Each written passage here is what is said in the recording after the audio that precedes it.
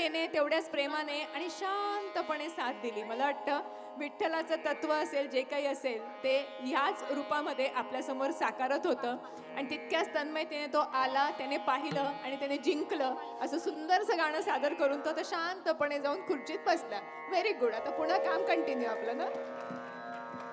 आणि मंडळी, पांडुरंगाचं हेच असं भक्तांप्रती जे लढिवाळ रूप आहे किंवा भक्तांच्या प्रती त्याचा जो प्रेमभाव आहे, तो रखुमाईला कुठेतरी खटकला. ती रुसली आणि बाजूला जाऊन बसली. मग आता या रखुमाईला, आता रुसलेल्या रखुमाईला आता आपण मनवायचं कसं? मग ही एक रखुमाई छोटीशी आपल्यात आली आहे. ती आता आपल्याजवळ गाणं म्हणून दाखवणार आहे छोटंसं. आईगिरी नंदिनी. का तुझं वेगळं आहे? पायोजी मैने. ओके.